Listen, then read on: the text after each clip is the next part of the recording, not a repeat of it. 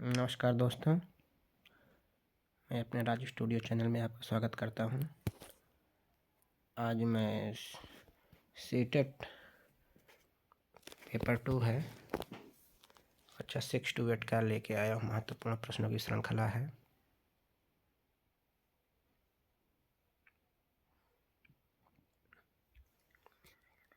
ज़्यादा से ज़्यादा लोगों को शेयर करते जाइएगा।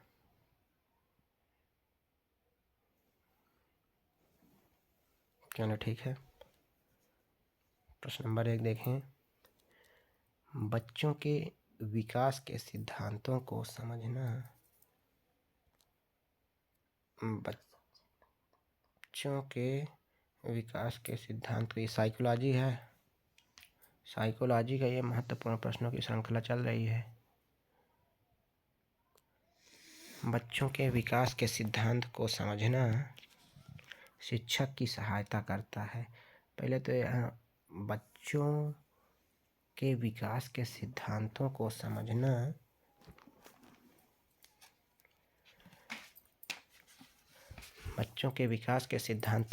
शिक्षक की सहायता करता है। प्रश्न देखना है। ए, शिक्षार्थी की आर्थिक पृष्ठभूमि को पहचानने में। बी, शिक्षार्थियों को क्यों पढ़ना चाहिए, यह औचित्य स्थापित करने में। सी, शिक्षार्थियों की भिन्न अधिगम शैलियों को प्रभावी रूप से संबोधित करने में। डी, शिक्षार्थी के सामाजिक स्तर को पहचान में। हमको यहाँ पर इस प्रश्न को कई बार पढ़ना है। जितने बार पढ़ेंगे तब जाके कहीं इसका अर्थ समझ में आएगा।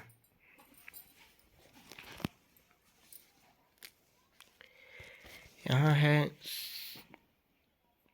इसका ऑप्शन देखोगे, शिक्षार्थियों की भिन्न अधिगम शैलियों को प्रभावी रूप से संबोधित करने में। शिक्षक द्वारा बच्चों के विकास के सिद्धांतों को समझना शिक्षार्थियों की भिन्न अधिगम शैलियों को प्रभावी रूप से संबोधित करने में सहायता करता है। इसलिए इसका ऑप्शन सी होगा, शिक्षार्थियों की भिन्न अधिगम शैलियों को प्रभावी रूप से संबोधित करने में। इस शैलियों से बच्चे के विकास को बढ़ावा देने वाले अभ्यास को विशेष महत्व दिया जाता है। इसलिए इसका आंसर सी होगा। पहले का आंसर क्या है? पहले का आंसर इसमें जो है सी होगा। ठीक है, अब नेक्स्ट प्रश्न की ओर बढ़ते हैं। प्रश्न नंबर 2 है, पुरुष स्त्रियों की अपेक्षा ज़्यादा बुद्धिमान होते हैं, यह कथन किसका है? पुरुष स्त्रियों की अपेक्षा ज़्यादा बुद्धिमान होते हैं, यह कथन किसका है? नंबर ए, ये सही हो सकता है कि नहीं? लैंगिक पूर्वाग्रह को प्रदर्शित करता है। सी, बुद्धि के भिन्न पक्षों के लिए सही है। डी, सभी सही हैं। यहाँ थोड़ा गलत लिख गया है, सभी सभी ये लिखा है, इसमें सभी सही है। तो यहाँ फिर से प्रश्न पढ़ना है कि पुरुष स्त्रियों की अपेक्षा ज़्यादा बुद्धिमान होते हैं, ये कथन सही है कि नहीं सही है, ये चीज़ है।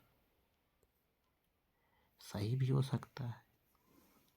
लैंगिक पूर्वाग्रह को प्रदर्शित करता है, बुद्धि के भिन्न पक्षों के लिए सही है, सभी सही है। लेकिन देखिए आजकल पुरुष और स्त्री लगभग हर जगह हर जॉब में है। ये कथन इसमें सही तो नहीं हो सकता है। ये लैंगिक पूर्वाग्रह को प्रदर्शित करता है। इसका ऑप्शन देखें, कहीं पे 2 कर दिए हैं, कहीं पे ABC कर दिया गया है। तो इसका आंसर है इसमें लैंगिक पूर्वाग्रह को प्रदर्शित करता है। क्योंकि अपनी ज़रूरत के अनुसार कोई भी व्यक्ति कोई भी कार्य कर सकता है। अब कोई भी कार्य किसी लिंग के प्रति निश्चित नहीं है कि यह कार्य यही करेगा। अब तो एक कार्य था वो भी पुरुष भी करने लग गए हैं जो महिलाओं के लिए था। ये किसी लिंग विशेष के प्रति रूढ़वादी सोच को दर्शाता है, इसलिए इसका ऑप्शन 2 लैंगिक पूर्वाग्रह को प्रदर्शित करता है। ठीक।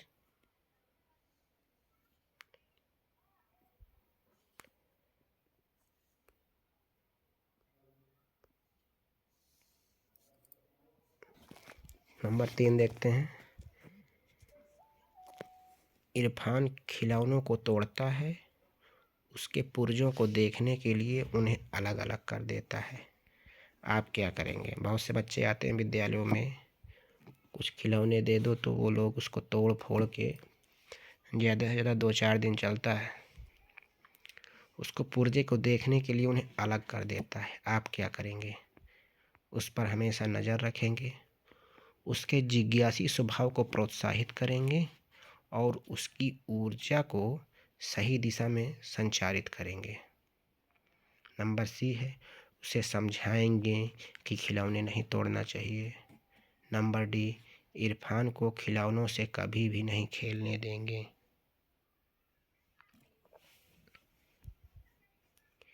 तो इस पे आप क्या करेंगे? उसके जिज्ञासु स्वभाव को प्रोत्साहित करेंगे। नज़र रखेंगे, कब तक उस पर नज़र रखेंगे? कभी ना कभी तो वो तोड़ ही देगा, उसको तोड़ना है। उसके जिज्ञासु स्वभाव को प्रोत्साहित करेंगे, उसके अंदर एक जिज्ञासा होगी, क्योंकि जिज्ञासा सृजनात्मक शक्ति का विकास, स्वाध्याय के लिए प्रेरित, नए शब्दों को जन्म व नई अवधारणाओं को ढूंढने में सहायता करते हैं। इसलिए उसके जिज्ञासु स्वभाव को प्रोत्साहित करेंगे और उसकी ऊर्जा को सही दिशा में संचारित करेंगे। मेरे हिसाब से भी अभी सही है। उसे समझाएंगे कि खिलौने नहीं तोड़ने चाहिए, समझाएंगे तो मानेगा नहीं, तोड़ ही देगा। इरफान को खिलौनों से कभी नहीं खेलने देंगे, ये तो उसकी स्वतंत्रता का हनन हो जाता है। इसका ज़्यादातर आंसर सही है, इसका बी, उसके जिज्ञासु स्वभाव को प्रोत्साहित करेंगे और उसकी ऊर्जा को सही दिशा में संचारित करेंगे। इसका आंसर बी सही है इसमें।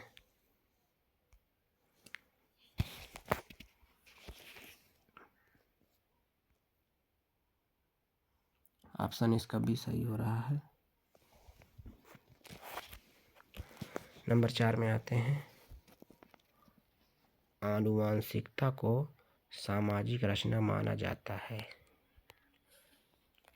आनुवांशिकता को सामाजिक रचना माना जाता है।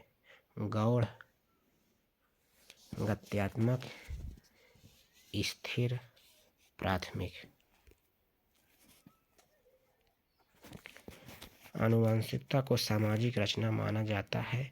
गौड़, गत्यात्मक, स्थिर, प्राथमिक। इसका उत्तर क्या हो सकता है? गौड़ नहीं हो सकता। गत्यात्मक सामाजिक रचना माना जा सकता है, ये भी नहीं हो सकता। स्थिर, आनुवांशिकता को स्थिर सामाजिक रचना माना जाएगा। सामाजिक रचना एक व्यवस्थित रूप है जिसमें उसके सामाजिक संबंध संस्थापक मूल्यों से नियंत्रित होते हैं। वो अपनी भूमिका अदा करने के लिए एक दूसरे से कनेक्ट होते हैं, एक दूसरे से जुड़े होते हैं। तो इसका ऑप्शन स्थिर,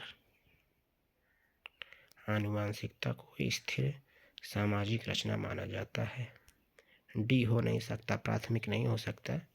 तो आनुवांशिकता को स्थिर सामाजिक रचना माना जाता है। इसका ऑप्शन सी।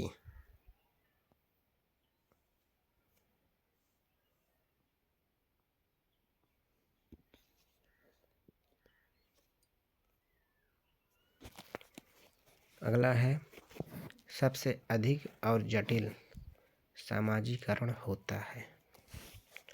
सबसे अधिक गहन और जटिल सामाजिकरण होता है।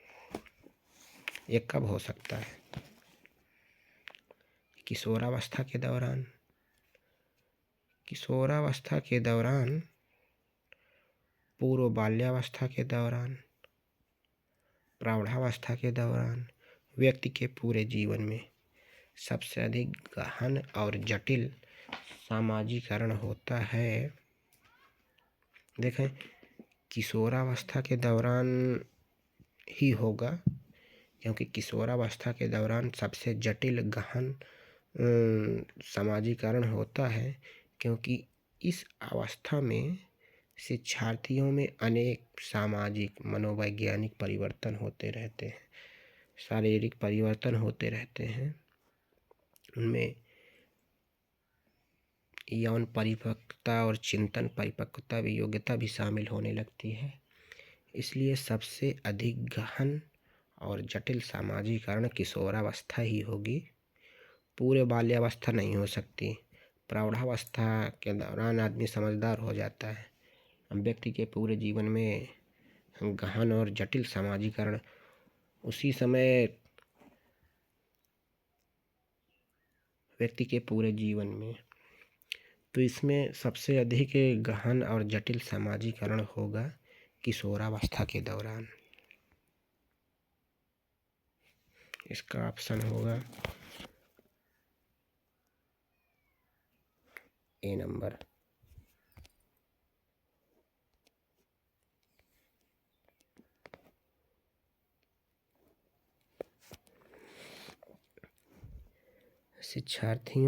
विद्यार्थियों के सीखने में जो रिक्तियां रह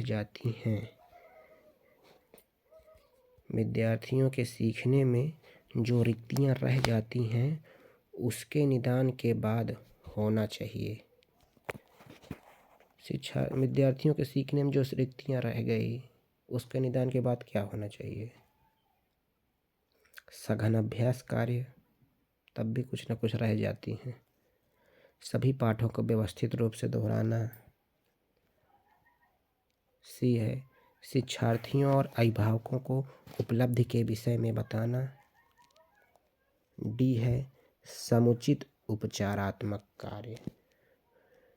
इसका सही आंसर डी होगा, समुचित उपचारात्मक कार्य। विद्यार्थियों के सीखने में जो रिक्तियां रह जाएंगी उसके निदान के बाद समुचित उपचारात्मक कार्य ही होना चाहिए। तब ही उपचार जब तक नहीं होगा तब तक पेशेंट सही नहीं होगा। तो इसमें होगा ऑप्शन डी, समुचित उपचारात्मक कार्य।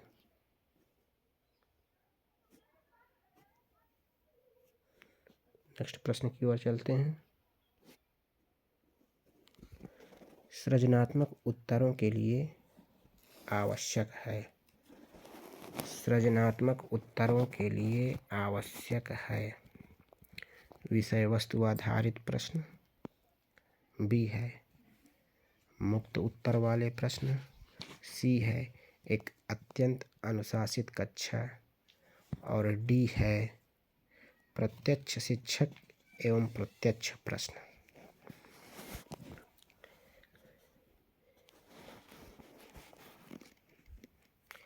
इसमें सृजनात्मक उत्तरों के लिए क्या आवश्यक है? विषय वस्तु आधारित प्रश्न, ठीक है।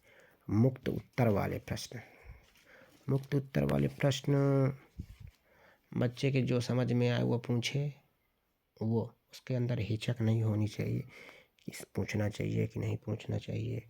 एक अत्यंत अनुशासित कक्षा, अगर एक अत्यंत अनुशासित कक्षा हो जाएगी तो बच्चा पूछेगा ही नहीं।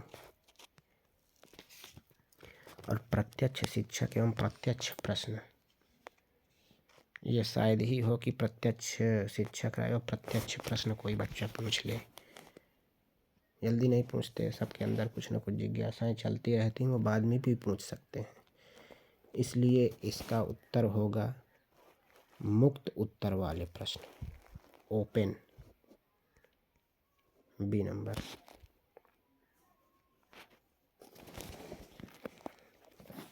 8वां प्रश्न की ओर आते हैं। शिक्षार्थियों को के लिए प्रोत्साहित नहीं करना चाहिए। शिक्षार्थियों को किसके लिए प्रोत्साहित नहीं करना चाहिए? समूह कार्य में दूसरे शिक्षार्थियों के साथ सक्रिय रूप से अंतःक्रिया करने में। बी है अधिक से अधिक पाठ्य सहगामी क्रियाओं में हिस्सा लेने में। सी शिक्षक जो पूछ सकते हैं उन सभी प्रश्नों के उत्तर याद करने में। कक्षा के अंदर और बाहर अधिक से अधिक प्रश्न पूछने में।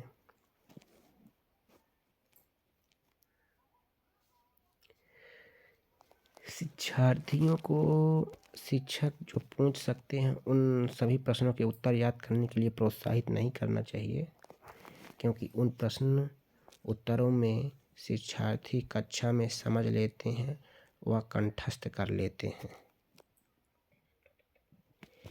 उन्हें रट्टू तोता नहीं बनाना चाहिए।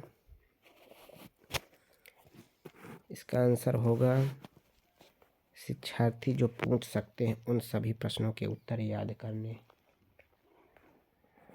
के लिए नहीं कहना चाहिए। उन्हें नहीं कह कि नहीं हम जो बता रहे हैं वो सिर्फ उतना ही याद करो, ये नहीं करना चाहिए।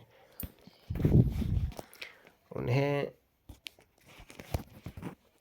मुक्त, ओपन, जो उनके दिमाग में आए वो प्रश्न पूछ सकें, इस हिसाब के तब तक वो आपके साथ अंतःक्रिया नहीं कर सकते स्वच्छंद रूप से।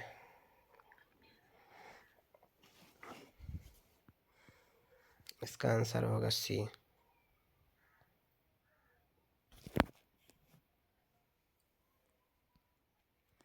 नेक्स्ट प्रश्न की ओर चलते हैं।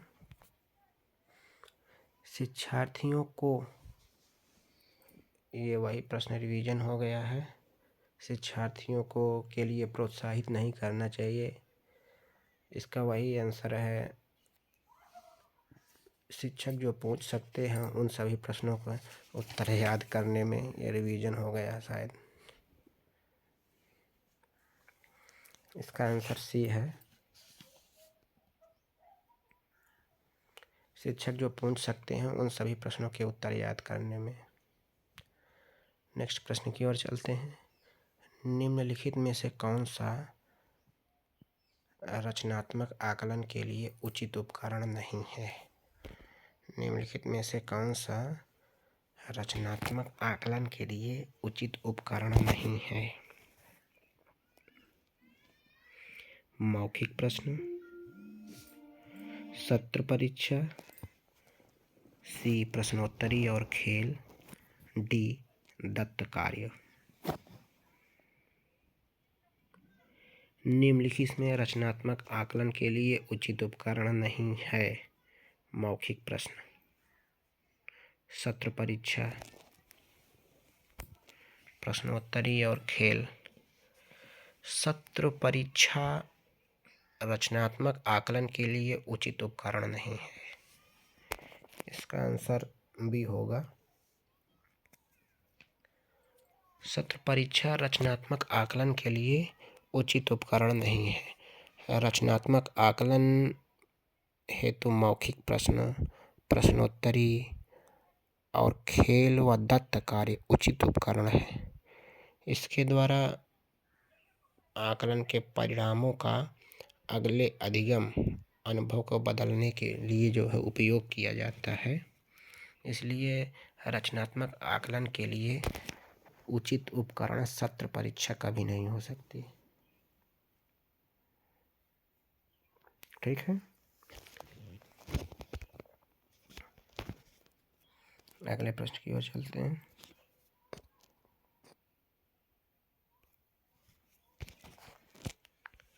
ये सभी आए हुए बहुत इम्पोर्टेंट प्रश्न हैं।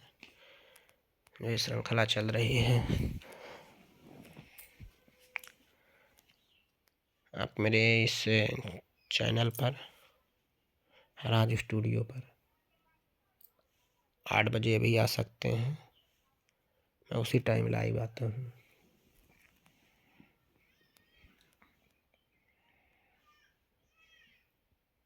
और अपने दोस्तों को भी शेयर करते रहिएगा।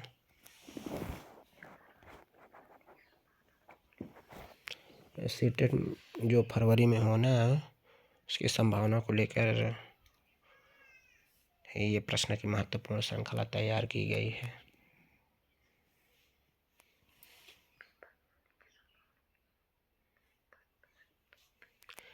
क्योंकि सीटेट कुछ न कुछ प्रश्न रिवीजन करते रहता है, इसलिए ये प्रश्न बहुत ही इम्पोर्टेंट है। ये आए हुए हैं और कभी न कभी ये आएंगे। ये 2011 में कुछ प्रश्न आए हुए हैं। 2011 से 24 तक जो अब तक हुए हैं प्रश्न, उनको मैं एक बार रिवीजन करवा दूंगा, सभी प्रश्न।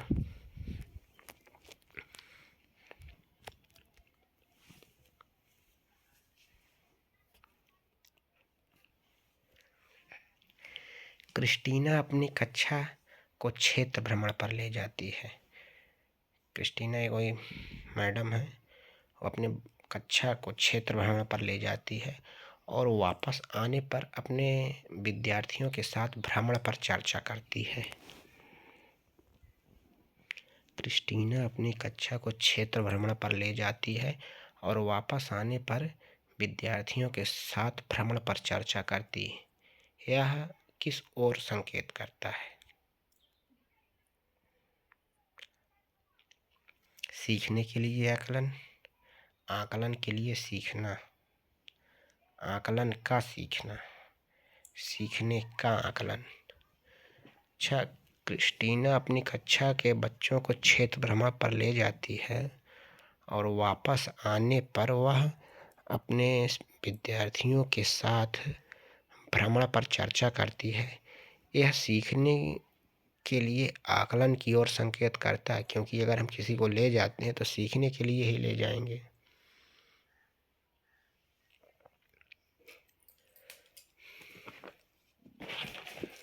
यह सीखने के लिए आकलन की ओर संकेत करता है जो विद्यार्थियों को उपलब्धि और कार्य प्रदर्शन की पहचान करने में सक्षम बनाता है। वह उनसे पूछती है कि वहाँ उन्होंने क्या क्या देखा। ये चीज़ ये होता है, एक टेस्टिंग हुआ करती है माइंड की, कि कितना आपने उस चीज़ को, उस परिवेश को अपने दिमाग में अवधारणा उसकी बना के रखी है। एक माइंड मैपिंग टेस्ट हुआ करता है। ये टेस्ट अब इसका भी लगभग ये उसी का हिस्सा है कि एक बार बच्चे को पूरा चीज़ दिखा दी जाती है, फिर उसको हटा के उसकी आँख में पट्टी बांध के प्रश्न पूछा जाता है कि बताओ कौन कौन से अक्षर तुमको दिखाए गए थे। ये एक माइंड टेस्टिंग होती है। तो ये इसी के हिसाब से है कि वो उनको लेके गए तो वहाँ पे क्या देखा। सीखने के लिए जो आकलन और आकलन के लिए में क्या अंतर है, इसमें एक अंतर होता है। सीखने के लिए आकलन और आकलन के लिए सीखना, ये अंतर है इस पे। अब वो वहाँ पर ले गए हैं तो वहाँ पर ले जाने के बाद उसने दिखाया उनको कि सीखने के लिए आकलन हुआ है। ये सीखने के लिए आकलन हुआ है।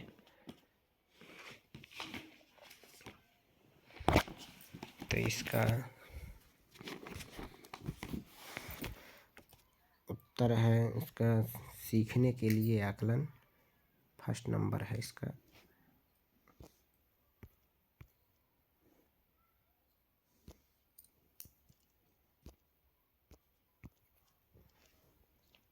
ए नंबर इसका सही हो रहा है।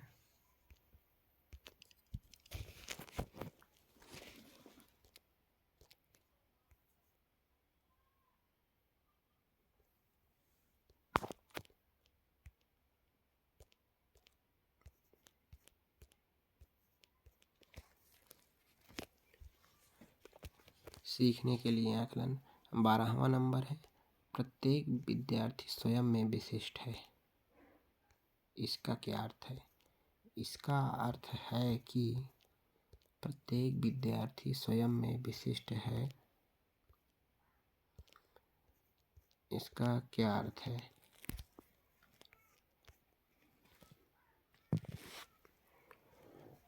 प्रत्येक विद्यार्थी स्वयं में विशिष्ट है, इसका अर्थ यह है कि शिक्षार्थियों में न तो कोई समान विशेषता होती है और न ही उनके लक्ष्य समान होते हैं।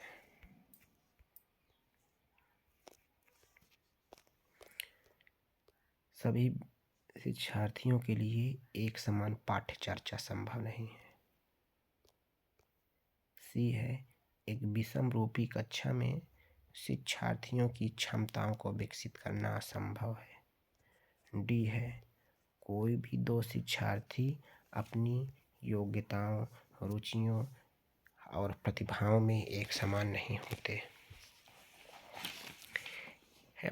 एक ये बच्चा है कि हर बच्चा अपने आप में विशिष्ट होता है, उसमें कुछ न कुछ विशेषताएं होती हैं। या तो हर बच्चे के अंदर एक अलग कला, अलग अलग सृजनात्मकता होती है। इसका अर्थ यह है कि कोई भी दो विद्यार्थी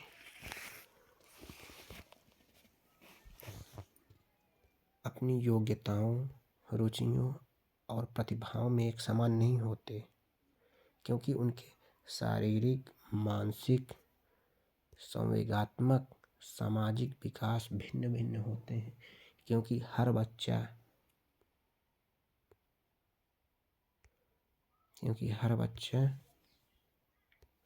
भिन्न होता है। उसका परिवेश अलग होता है, उसका परिवार अलग होता है। किसी बच्चे के यहाँ खाने के लिए नहीं है, फिर भी वो विद्यालय आ रहा है, खाने के लिए आ रहा है। किस काम के लिए आ रहा है अभी ये नहीं पता, कि वो आता है।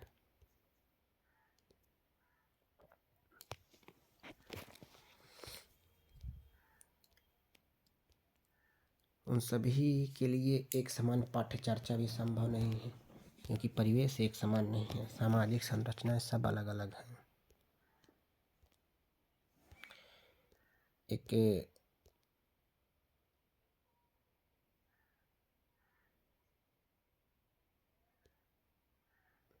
विषम रूपी कक्षा में शिक्षार्थियों की क्षमताओं को विकसित करना असंभव है।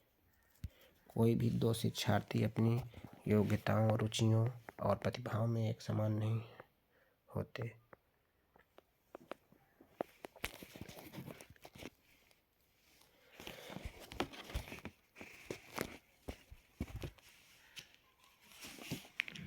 इसका सही उत्तर हो गया, कोई भी दो विद्यार्थी अपनी योग्यताओं, रुचियों, प्रतिभाओं में एक समान नहीं होते। जब उनका परिवेश ही अलग है तो भिन्न भिन्न होंगे।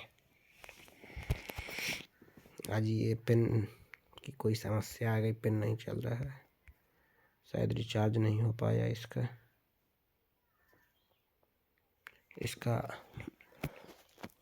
हमारा के डी होगा।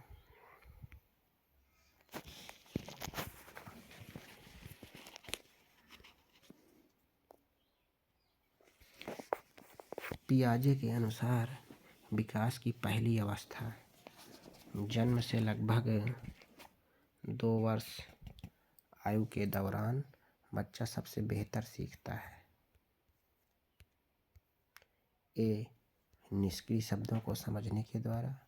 बी, अमूर्त तरीके से चिंतन द्वारा।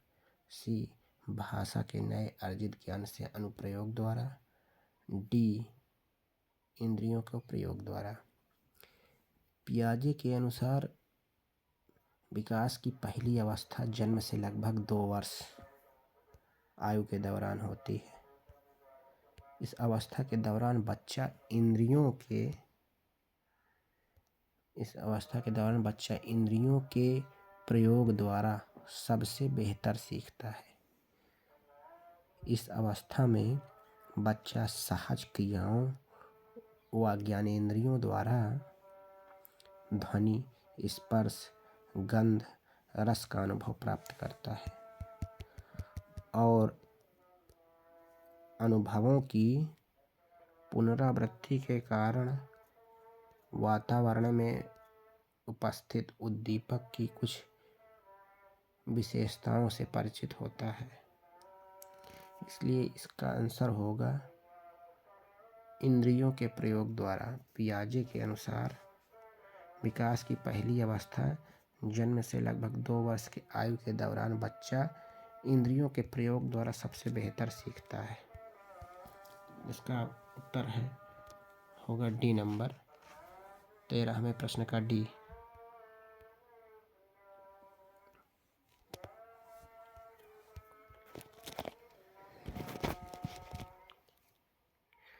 तेरहवें का डी होगा।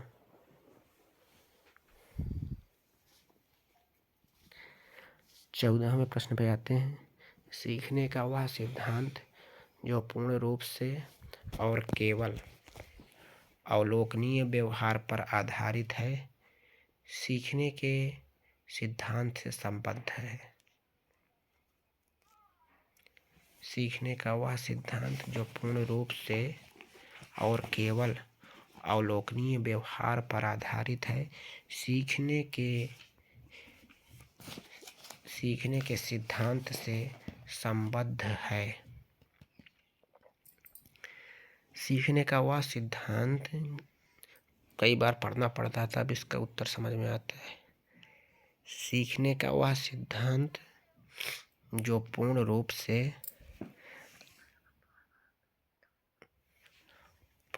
से और केवल अवलोकनीय व्यवहार पर आधारित है। सीखने के विकासवादी तो हो नहीं सकता। व्यवहारवादी सिद्धांत से संबद्ध है। इस सिद्धांत के मनोवैज्ञानिक थे जे.बी. वाटसन।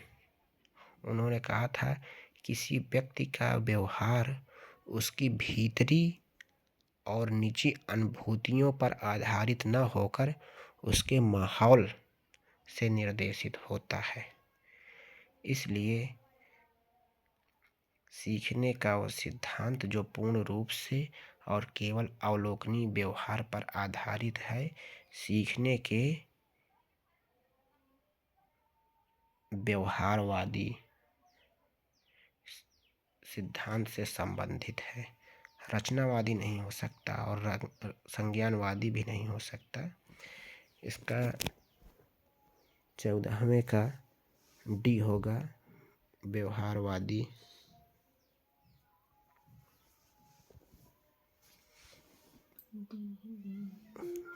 सीखने का वो सिद्धांत इसमें बी व्यवहारवादी है। व्यवहारवादी सिद्धांत से संबंधित है। आज सिस्टम गड़बड़ हो गया पेन का। अगले प्रश्न की ओर चलते हैं। व्यवहारवादी होगा 14 का व्यवहारवादी। 15वें में देखते हैं। निम्नलिखित में से कौन सा समझ के लिए शिक्षण को प्रदर्शित नहीं करती है? निम्नलिखित में से कौन सा समझ के लिए शिक्षण को प्रदर्शित नहीं करता? नियम कैसे काम करता है, इसे स्पष्ट करने हेतु उदाहरण उपलब्ध कराने के लिए विद्यार्थियों को पढ़ाना भी है। समानता और उत्तर देखने और सादृश्यता स्थापित करने के लिए विद्यार्थियों की सहायता करना। सी है विद्यार्थियों को एकाकी तथ्यों और प्रक्रियाओं को याद करने योग्य बनाना। डी है परिघटना या अवधारणा को अपने शब्दों में अभिव्यक्त करने के लिए विद्यार्थियों को कहना।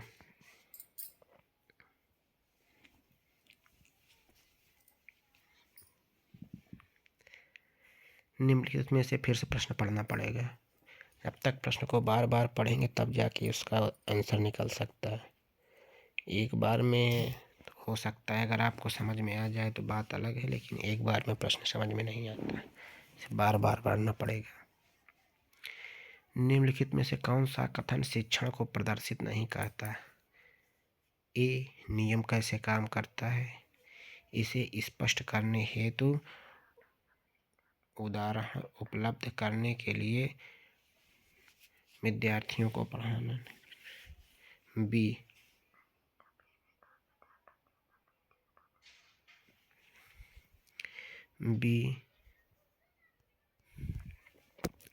समानता और अंतर देखने और सादृश्यता स्थापित करने के लिए विद्यार्थियों की सहायता करना।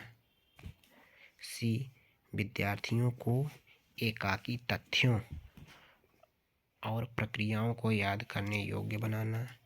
डी, परिघटना या अवधारणा को अपने शब्दों में अभिव्यक्त करने के लिए विद्यार्थियों से कहना। यहाँ पर जब प्रश्न करेंगे तो हड़बड़ाहट में ये चीज़ ध्यान देना है, नहीं शब्द का विशेष ध्यान देना है, क्योंकि यहाँ से प्रश्न विशेषतया सीटेट में नहीं शब्द अगर नहीं देखोगे तो वहाँ से टिक लगा के चले जाओगे, फिर जब यहाँ घर आओगे तब देखो कि यहाँ पे नहीं लिखा था और वहाँ दिखाई नहीं देता नहीं। ये चीज़ का ज़रूर ध्यान देना है। जब परीक्षा में बैठोगे तो नहीं गायब हो जाता है, लेकिन वो पेपर में रहता है।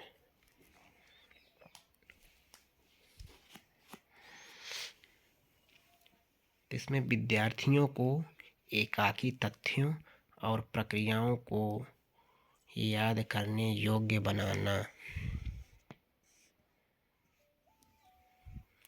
कौन सा? यही शिक्षण प्रदर्शित नहीं करता। विद्यार्थियों के एकाकी तथ्य, सिर्फ एक तथ्यों पर नहीं, और प्रक्रियाओं को याद करने योग्य बनाना। इसका आंसर 15 का सी होगा।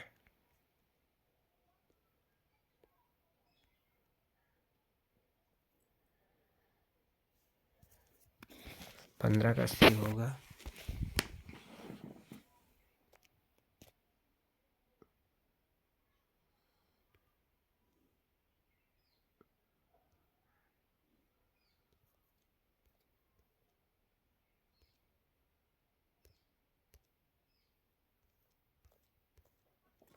पेन की इंक खत्म हो गई है।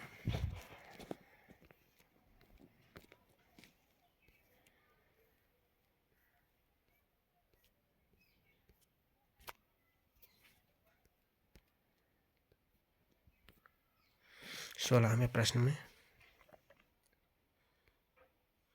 एक शिक्षिका अपनी कक्षा के प्रतिभाशाली बच्चों की योग्यताओं की उपलब्धि चाहती हो। उद्देश्य की प्राप्ति के लिए उसे निम्नलिखित में से क्या नहीं करना चाहिए। ये भी प्रश्न बहुत इम्पोर्टेंट है और समझने वाली बात है। एक शिक्षिका अपनी कक्षा के प्रतिभाशाली बच्चों की योग्यताओं की उपलब्धि चाहती है। सभी टीचर्स चाहते हैं, लेकिन हमें क्या नहीं करना चाहिए। तनाव को नियंत्रित करना सीखना चाहिए। बी, विशेष ध्यान से उन्हें उनके समकक्षियों से अलग करना। उनकी सृजनात्मक को समृद्ध करने के लिए उन्हें चुनौती देना। गैर शैक्षणिक गतिविधियों में आनंद लेना सीखना। इसमें यह है कि शिक्षिका अपनी कक्षा के प्रतिभाशाली बच्चों की योग्यताओं की उपलब्धि चाहती है और उद्देश्य की प्राप्ति के लिए उसे निम्नलिखित में से क्या नहीं करना चाहिए। तनाव को नियंत्रित करना सीखना। बी, विशेष ध्यान के लिए उन्हें उनके समकक्षियों से अलग करके उन्हें चुनौती देना। उनकी सृजनात्मकता को समृद्ध करने के लिए उन्हें चुनौती देना। डी, गैर शैक्षणिक गतिविधियों में आनंद लेना सीखना। इसका आंसर है एक शिक्षिका अपनी कक्षा के प्रतिभाशाली बच्चों की योग्यताओं की उपलब्धि चाहती है। वो अपने उद्देश्य की प्राप्ति के लिए उसे विशेष ध्यान के लिए उन्हें उनके समकक्षियों से अलग नहीं करना चाहिए, क्योंकि समकक्षियों से अलग साथ क्योंकि समकक्षियों के साथ प्राप्त किए गए ज्ञान से उनका ज्ञान समृद्ध होता है। एक शिक्षिका अपनी कक्षा के प्रतिभाशाली बच्चों की योग्यताओं की उपलब्धि चाहती है। वह उद्देश्य की प्राप्ति के लिए उसे विशेष ध्यान के लिए उन्हें अपने समकक्षियों से अलग नहीं करना चाहिए, क्योंकि समकक्षियों के साथ प्राप्त किए गए ज्ञान से उनका ज्ञान समृद्ध बनता है। इसका ऑप्शन बी होगा, 16 का बी ऑप्शन होगा।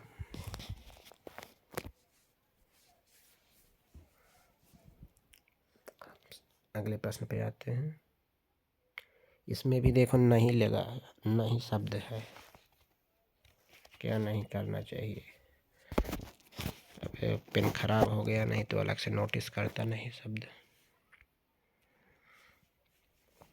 17वें प्रश्न पे आते हैं। छोटे विद्यार्थियों में निम्नलिखित में से कौन सा लक्षण पठन कठिनाई का नहीं है? यहाँ भी नहीं है। छोटे विद्यार्थियों में निम्न में से कौन सा लक्षण पठन कठिनाई का नहीं है? पठन गति और प्रवाह में कठिनाई, बी शब्दों और विचारों को समझने में कठिनाई, सी सुसंगत वर्तनी में कठिनाई, डी वर्ण एवं शब्द पहचान में कठिनाई। छोटे शिक्षार्थियों में पठन गति और प्रवाह में कठिनाई का लक्षण पठन कठिनाई नहीं है, क्योंकि उन्हें शब्दों और विचारों को समझने में कठिनाई, सुसंगत वर्तनी में कठिनाई, वर्ण एवं शब्द पहचान में कठिनाई होती है। इसका आंसर होगा ए पठन गति एवं प्रवाह में कठिनाई। छोटे विद्यार्थियों में पठन गति एवं और प्रवाह में कठिनाई पठन कठिनाई का नहीं है। ए नंबर होगा 17 का। अगले प्रश्न पे आते हैं।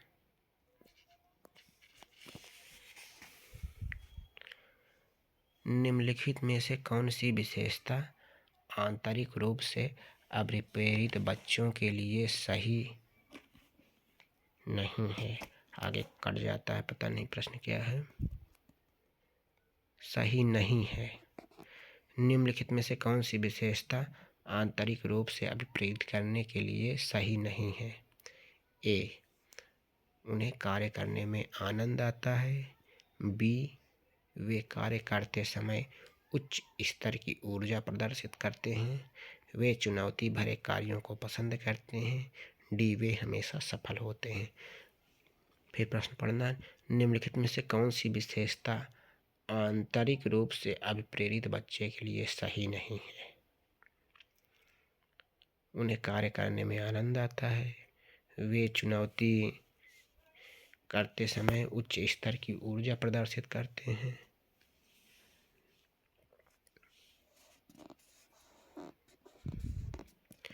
वे चुनौती भरे कार्यों को पसंद करते हैं, वे हमेशा सफल होते हैं। आंतरिक रूप से अभिप्रेरित बच्चे के लिए यह विशेषता सही नहीं है कि वे हमेशा सफल होते हैं, क्योंकि ऐसे बच्चों को कार्य करने में आनंद आता है। वे कार्य करते समय उचित ऊर्जा प्रदर्शित करते हैं,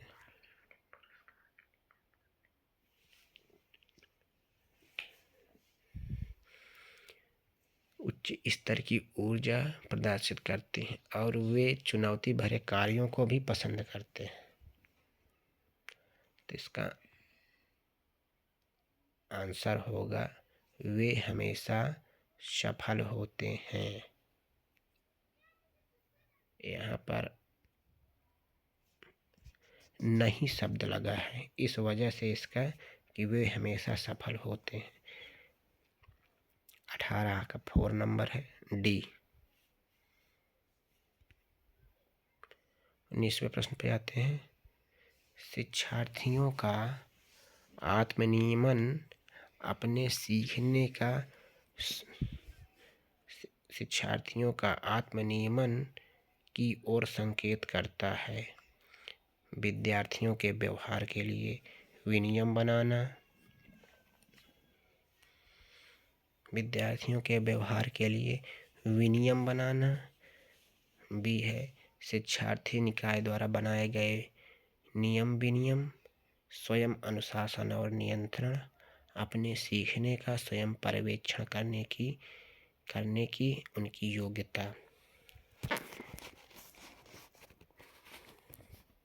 शिक्षार्थियों को आत्मनियमन की ओर क्या संकेत करता है? शिक्षार्थियों को आत्मनियमन अपने सीखने का स्वयं पर्यवेक्षण करने की उनकी योग्यता की ओर संकेत करता है, जो उनकी समझ को विकसित करता है। शिक्षार्थियों को आत्मनियमन की ओर संकेत करता है। इसका ऑप्शन 19 का डी होगा। अपने सीखने का स्वयं पर्यवेक्षण करने की उनकी योग्यता। शिक्षार्थियों को आत्मनियमन अपने सीखने का स्वयं पर्यवेक्षण करने की उनकी योग्यता की ओर संकेत करता है, जो उनकी समझ को विकसित करता है। 19 का ऑप्शन डी होगा।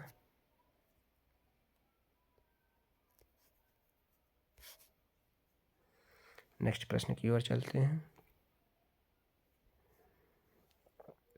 निम्नलिखित में से किस कथन को सीखने के लक्षण के रूप में नहीं माना जा सकता? सीखना कुछ ऐसी चीज है जो कुछ अनुभवों के परिणाम स्वरूप घटित होती है। व्यवहार का अध्ययन सीखना है। अनअधिगम भी सीखने का एक हिस्सा है। और डी है सीखना एक प्रक्रिया है जो व्यवहार में मध्यस्थता करती है। व्यवहार का अध्ययन एक सीखना है। सबको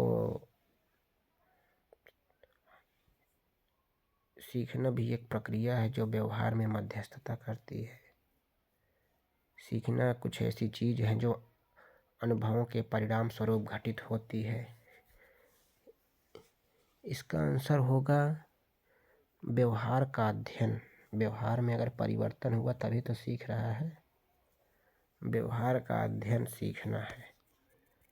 यहाँ भी नहीं शब्द लगा है। निम्नलिखित में से किस कथन को सीखने के लक्षण के रूप में नहीं माना जा सकता? नहीं माना जा सीखने के लक्षण के रूप में, क्योंकि व्यवहार का अध्ययन सीखना ये नंबर देखते हैं। सीखना कुछ ऐसी चीज है जो कुछ अनुभवों के परिणाम स्वरूप घटित होती है। व्यवहार का अध्ययन सीखना है। अनअधिगम भी सीखने का एक हिस्सा है। और डी है अधिगम सीखना एक प्रक्रिया है जो व्यवहार में मध्यस्थता करती है। तो इसका सही आंसर होगा व्यवहार का अध्ययन सीखना है। 20 का बी, व्यवहार का अध्ययन सीखना है। एक कथन सीखने के लक्षण के रूप में नहीं माना जा सकता, क्योंकि सीखना अनुभवों के अनुसार घटित होता है। यह एक ऐसी प्रक्रिया है जो व्यवहार में मध्यस्थता करती है और अनअधिगम का हिस्सा है। इसका ऑप्शन 20 का होगा बी नंबर। धन्यवाद। Thanks for watching. लाइक और कमेंट कर दीजिएगा और शेयर ज़रूर कर दीजिएगा। सब्सक्राइब भी कर दीजिएगा चैनल राज स्टूडियो पर। नमस्कार, धन्यवाद। ये प्रश्न की महत्वपूर्ण श्रृंखला है। एक बार कल इसी टाइम पर फिर आऊँगा नए प्रश्नों की श्रृंखला लेकर के। आज 20 ही प्रश्न हो पाए थे, कल 30 प्रश्न करते जाएंगे तो जल्द से जल्द ये प्रश्नों की जो श्रृंखलाएँ हैं समाप्त हो जाएंगी, जो 2011 से अब तक हुए हैं। ज़्यादा से ज़्यादा लोगों के पास शेयर करते रहिएगा तो ज़्यादा से ज़्यादा लोग जुड़ेंगे, तो इससे मैं भी मोटिवेट होता रहूँगा, क्योंकि जब तक और लोग नहीं जुड़ेंगे तो फिर पढ़ाने का मन नहीं करता। नमस्कार।